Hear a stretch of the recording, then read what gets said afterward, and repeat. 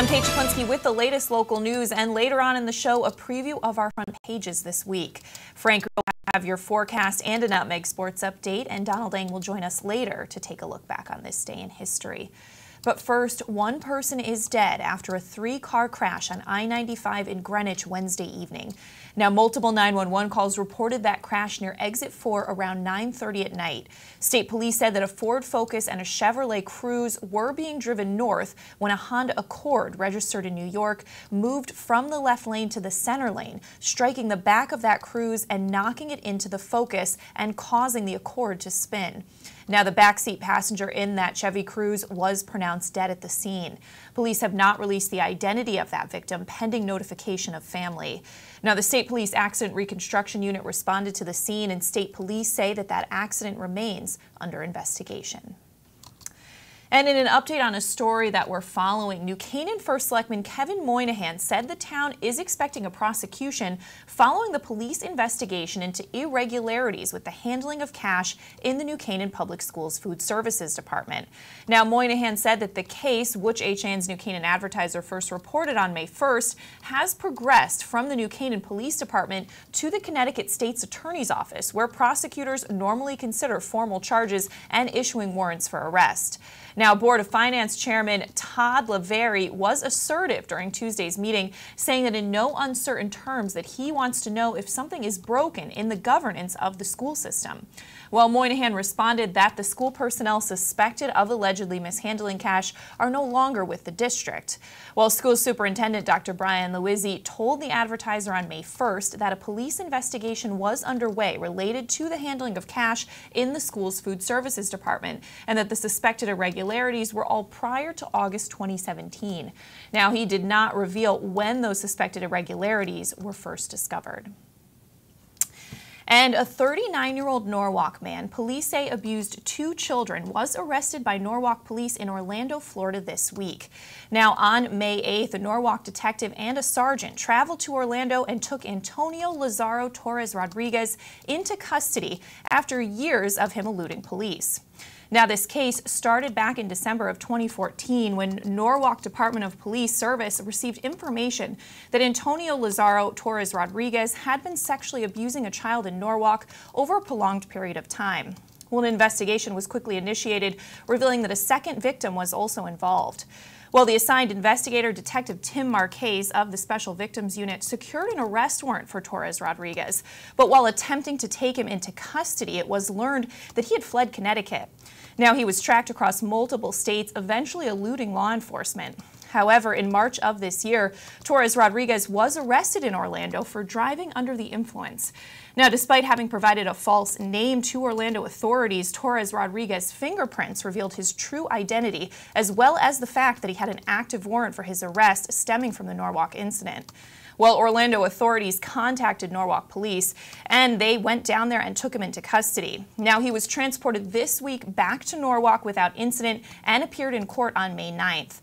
Now, he's charged with 2 counts of sexual assault in the first degree, 2 counts of risk of injury to a minor, as well as 2 counts of cruelty to persons. His bond was set at $1 million. And in other news, Hearst, Connecticut media reports that an Easton man is facing charges in Fairfield after upending a table at a Post Road restaurant early Sunday morning. Now, 27-year-old David Acosta of Westport Road was charged with second-degree criminal mischief, interfering with an officer, as well as assault on a police officer and second-degree breach of peace. Now, Fairfield police were called to Geronimo's around 1:30 in the morning on a report of a man fighting in the street. Well, they arrived and found some restaurant employees trying to control Acosta, who was flailing his arms and yelling. Well, when the officer tried to intercede, they said Acosta resisted and had to be taken to the ground and handcuffed.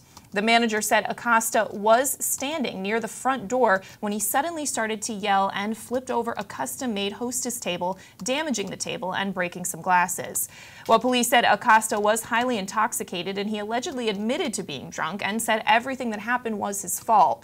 Well, after he calmed down, police took Acosta out to the police car so they could conduct a search of his person. He then refused to get back into that police car and kicked one of the officers 3 times. And in other news, at State Superior Court in Danbury Wednesday morning, Reading resident Sarah Sobel rejected a plea bargain. Now, Sobel was arrested back in August 2017 on charges including risk of injury to a minor and promoting a minor in an obscene performance. Now, that case was put on the trial list for June 5th. Sarah Sobel and her husband John Sobel were arrested because they allegedly hindered an investigation into former Reading resident Stephen Overby's actions by the State Department of Children and Families. Now, according to arrest warrants on file with the Danbury Superior Court, Overby, who was residing in the Sobel's home from September 2016 to early 2017, is described as a close friend of Sarah Sobel, according to those warrants. Now, Sarah Sobel previously served as chairman of the Reading Board of Education. She is also a former member of both the Reading Democratic Town Committee and the Reading Region 9 Board of Ed. There is more on that story at aspetuck.news. And a 29-year-old Norwalk man reported that his phone was missing after volunteering at the annual Darien Boy Scout tag sale on May 6th. Now, he told police that he had his phone attached to a charger in the main room of the scout cabin where the tag sale was ongoing, and that around between 3:45 and 4 p.m., someone took the phone and the charger. Now, hundreds of tag sale patrons were in the area and in the building during this time frame. The area of the theft was not covered by surveillance video, and there are no suspects at this time. All right, taking a turn now, we're going to throw it over to Frank Granito for a look forecast. Frank. All right, thank you, Kate. We're seeing a little bit of sunshine around Fairfield County right now. Probably not going to hang for too long. Mostly cloudy skies later on this afternoon with a high around 67 degrees. Could see some passing showers, even thunderstorms starting this evening and carrying on overnight with a low of 53. Partly sunny for most of tomorrow. Temperatures near the low 70s. Could see increasing cloud cover later on in the day or early evening, and again a chance of some showers overnight. It's going to be a recurring theme as we head into the weekend as well. Mostly cloudy skies expected on Saturday with a chance of on and off rain and some passing thunderstorms as well as we head through Mother's Day weekend. That'll do it for this weather update. Let's go back over to Kate. All right, thanks so much, Frank. And we're going to step out for a break. Come back. Donald Eng will take a look back on this day in history. Frank has your Nutmeg Sports update, and we have more local news after this. Want a new experience in car buying? Scap Chrysler Dodge Jeep Ram. We are Connecticut's Wrangler headquarters. Come visit our new Ram Truck Center. Our Ram trucks get the job done with unparalleled style and performance. Call, click, or stop in to find the new Jeep, Chrysler Dodge car, minivan, or Ram truck that you've been looking for. Family owned and operated for over 50 years. Save thousands right now at the Jeep Celebration event and Chrysler Pacifica Incredible Sales event. Now through May 31st. Winter's finally in the rearview mirror, and the Dock Shop is ready to help you usher in our favorite season, summer. We've got new offerings in our usual products: clothing, jewelry, home decor, fishing tackles, and boating supplies. And now the Dock Shop does in-house laser engraving. You can add a name, a boat name, latitude, longitude, an image to drinkware, serving platters, boards, or decorative accessories. No minimum, fast turnaround. Stop in today and start your summer. The Dock Shop, 51 Tokenique Road, Darien, 609 Riverside Avenue, Westport, dockshop.com. If you've ever thought about owning a motor coach or learning about what it's like to travel the open road in superior style and comfort, then contact Dave's RV Center in Danbury, Connecticut. Offering the best quality Class A motorhomes from Newmar, travel trailers and fifth wheel lines from Surveyor, and a toy hauler line from Work and Play.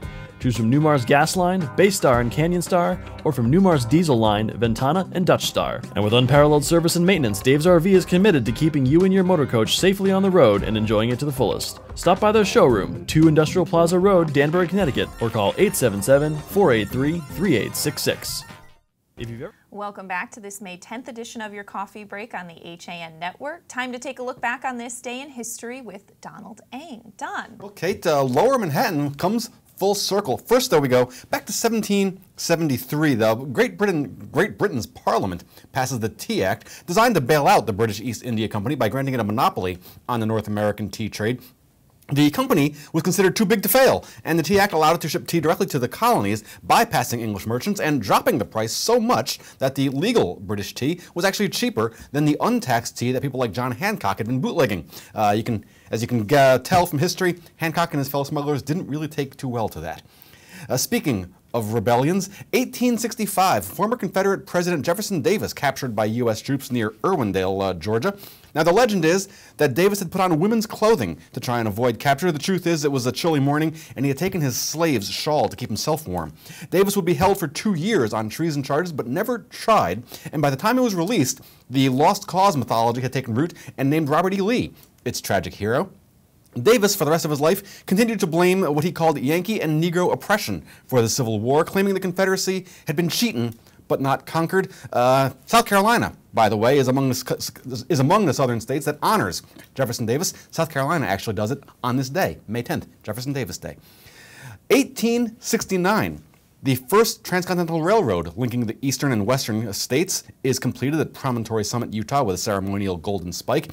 The event was really the first live media event. They had a telegraph wire connected to the spike so it would transmit the word done when struck with a ceremonial mallet by Central Pacific President Leland Stanford. The railroad shortened travel time coast to coast from 4 months to just over 3 days. Finally, now we go to 2013, 5 years ago already for this.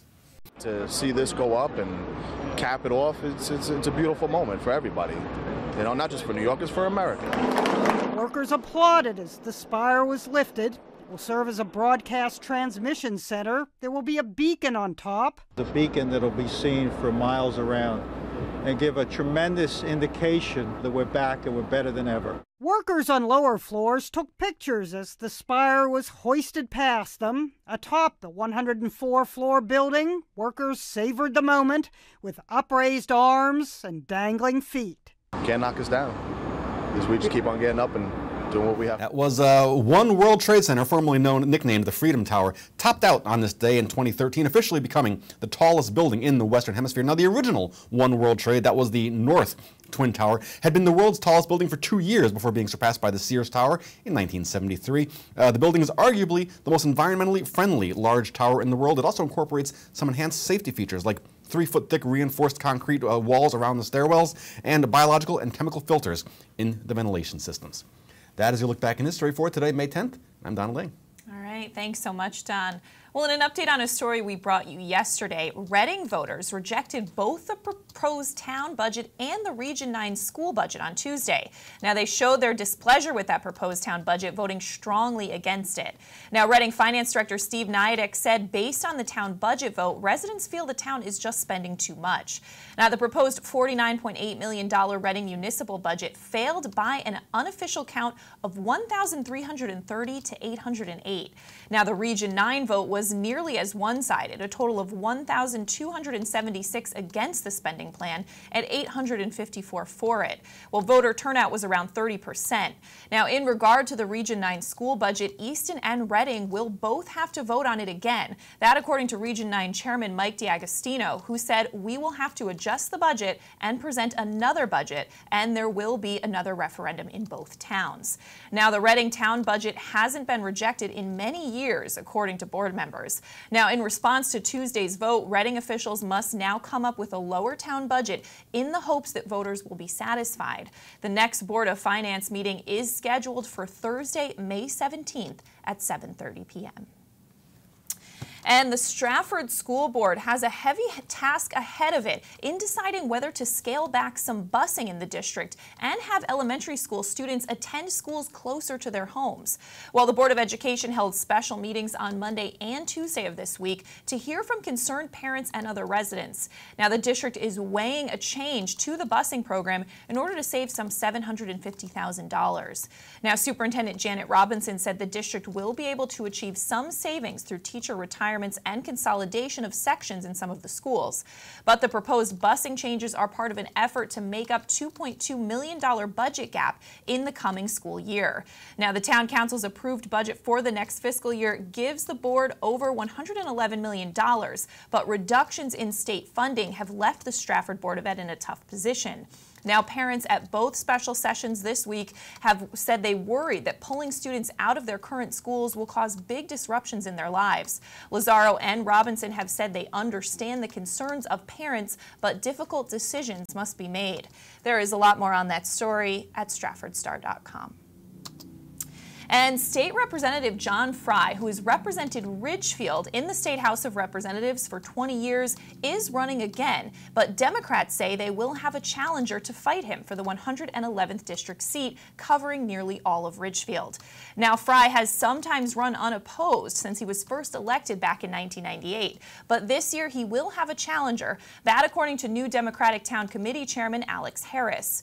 Now, Harris said that Ridgefield Democrats will nominate a candidate for the Assembly seat, but that candidate has not yet announced, so he was unable to share that name. Now, the Democratic caucus for the 111th district is scheduled for May 24th. And in other news, the city of Shelton will buy 6.7 acres on Pearmain Road in White Hills to add to some nearby open space and protected farmland. Now, the future purchase came up at the May 8th Planning and Zoning Commission meeting as part of an approval for a 3-lot subdivision by Key Development LLC. Now, the 3 housing lots will be created on 3.8 acres of an overall 10.5 acre parcel at the end of Pearmain, which is a rural dead-end road off of Beardsley Road and near Route 110. Now, the area is zoned for 1-acre homes. The remainder of that property will become city-owned open space. Now, developer attorney Dominic Thomas said that a formal agreement was reached with the city to buy that land after some friendly negotiations that involved Mayor Mark Loretti and the Shelton Conservation Commission. City officials consider the land to be desirable because it abuts so much other protected property, adding to an open space corridor. It also is near Means Brook. More on that story at sheltonherald.com.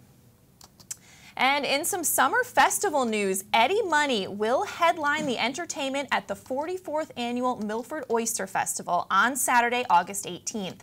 Now, opening act for Eddie Money will be John Cafferty and the Beaver Brown Band. Now, the Milford Oyster Festival will be held in August, rain or shine, from 10 a.m. to 6 p.m. Now, in addition to the entertainment, there will be craft beer area, 200 arts and crafts vendors on the Milford Green, as well as schooner cruises and kayak races. Now, the Milford Oyster Festival also has the largest variety of oysters of any festival in the U.S. This year, they will have about 40,000 oysters with 21 varieties from 8 states on the East Coast. That festival will also have 6,000 clams.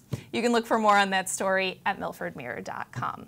But we're going to throw it over to Frank Granito now for your Nutmeg Sports Update. Frank. All right, thank you, Kate. Tonight, up at Kay's Pier at the Aqua Turf Club in Southington, the Connecticut High School Coaches Association will host its 54th annual recognition dinner, and the FCAC will be represented as Joe Matafari will be receiving the Athletic Director of the Year award, along with 3 FCAC coaches, including Kristen Woods, who will win the Girls Lacrosse Coach of the Year from New Canaan, Danbury's veteran baseball coach Sean Ratchford, and Greenwich's boys golf coach Jeff Santilli. They are among the 24 total coaches statewide who will be named Outstanding Coaches of the Year recipients, so congratulations to all of them. Got some scores from baseball and softball around the FCAC yesterday.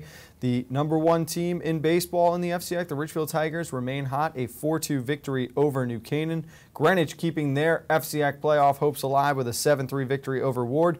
Brian McMahon doing the same, shutting out St. Joe's 3-0 on the road. Staples run rules Ludlow 12-2 in 5 innings. Trinity Catholic does the same to Bridgeport Central with a final of 13-3. Trumbull falls to Norwalk 8-5, and Stanford blanking rival West Hill 3-0. In softball, big win for St. Joe's as they get the bats going again, 14-0. Ludlow outlasting Staples in extra innings 8-6. That not the only game that required extra innings. Stanford winning their city rivalry matchup with West Hill 6-5 in 8 innings as the Black Knights continue to be the story of the second half of this season with their 6th straight win. That's going to do it for this Nutmeg Sports Update. Join us at 2 o'clock as we break down all these games, talk a little bit more about those coaches receiving awards tonight. For now, though, we're going to go back over to Kate. All right, thanks so much, Frank. And we're going to step out for a break, come back. John Kovacs joins me to preview our front pages this week after this. Spring is in bloom, and so are the deals at Honda of Westport's Dream Garage Spring Event. See and test drive the all-new 2018 Honda Clarity 110 MPG plug-in hybrid sedan. Stop in today and see why we've been named Deal Rater's Dealer of the Year for the 4th year running. Honda of Westport, where peace of mind is part of the deal. Get a fresh start to the new year by shaking up your meal routine. Walter Stewart's Market is your local source for a delicious selection of fresh and convenient salad shakers, like Southwest salad with chicken, Cobb with organic chicken, Power Vegan with fruit and quinoa, Greek salad with tabbouleh, and grilled shrimp with hominy. Grab one from our salad case or order from our deli today. Walter Stewart's Market, 229 Elm Street, New Canaan, or shop online at stewartsmarket.com. Dr. Stephen Molinaro and Peter Healy of Family Practice Dentistry and Laser Dental Care have served Ridgefield for over 22 years. Experienced staff offer gentle drillless techniques, preventative care, and cosmetic procedures in a relaxed environment. Grateful for the community's trust and support through the years, new patients and their families are welcome. Call today. I've had Newtown Savings Bank my whole life. You don't have to worry about talking to a machine. You're talking to real people. You're getting real help. I'm banking local, and I'm loving it. Welcome back to this Thursday edition of your Coffee Break on the HAN Network. I'm Kate Czaplinski, joined now by our editorial director, John Kovach, to preview the front pages of our newspapers, which are out today. John, what are you looking at first? We're on the top of the world in Shelton, where a local family explored Mount Everest. Bob Cinto getting approval for a new building. Inline Plastics celebrating 50 years in business. And a celebration of premature infants at Bridgeport Hospital. All right, well, I'm taking a look at the Darien Times this week. Selectmen voting to name the Hunt Club property Highfield Farm. More on that. Also, town meeting will vote on May 14th in Darien on the coming fiscal year's budget. Tickets now on sale for the 30th annual Post 53 Food Fair. And some nice photos from the Darien Boy Scout tag sale over the weekend. Monroe's future in soccer being shaped by Massac High School's soccer coach, who's running a program for 3- and 4-year-olds. The library has a new director, and we look at contributions from the Borcher family. And sponsors are being sought for a benefit run coming up in Monroe. All right, taking a look at the Easton Courier this week. Easton voters approved both the town and school budgets. However, as we mentioned earlier, with Reading voting against their school budget, that Region 9 vote's going to have to take place again in Easton as well. In Trumbull, Hillcrest Middle School was named State Middle School of the Year. A fake IRS scam, and there have been so many of these lately, targeting a local resident. A Tashawa student leading the Tiger Trot, and a Trumbull athlete who was paralyzed in an accident is sharing his story. All right, taking a look at the Milford Mirror this week. Hurricane season has begun, so in Milford, officials are keeping an eye on Mother Nature and discussing some environmental risks there. Also, Homefront team helping a local veteran. This is something we talked about on Coffee Break earlier this week, and at milfordmirror.com there's a nice video with John McCarthy, that veteran who got some help last weekend. In Reading, in addition to the budget failing, there is some pretty cool news. That was an Olympic champion running in a road race there. Joan Benoit Samuelson and our Sandra Diamond Fox got an interview with the Olympic marathoner. All right, taking a look at the Stratford Star this week. The council approving a $220.9 million budget for the coming year. However, the school board now grappling with some big decisions, as we mentioned earlier, whether to scale back some transportation costs. Also, work at the Raymark sites to begin next year in 2019. Some EPA officials coming to discuss that work in Stratford. And a man charged with firing a gun on I-95. Wilton High School will be presenting Cinderella. Dogs and humans got to check out the Norwalk River Valley Trail. I saw some of that over the weekend. It was kind of cool. And Wilton voters approved their budget, and that has the tax assessor getting ready for a busy season. All right, taking a look at the Ridgefield Press this week, a 1.8% tax increase heading to a vote for the coming year's budget. Also, some great photos of the spring stroll last weekend. Now, the Town Hall elms, Ridgefield has some beautiful tree-lined areas, but it looks like the elms near Town Hall might have to come down. Yeah, so more on that. Also, a stolen Jeep abandoned on Route 7. It was stolen from Pamby Motors and abandoned pretty close to it, just down the road. So more on that. And an ADA study in town envisioning accessibility for all. A former Weston police commissioner is facing weapons charges. There's more on that in this week's Weston Forum. All right, looking at the New Canaan Advertiser this week, parents want a discussion on school start times. This is an issue we've seen come up in many other towns, and now it looks like it's also coming to New Canaan. Also, a tree planting at Waveney for Arbor Day, Care's Kitchen and Home Tour, a spring tradition. That's coming up on Thursday, May 17th.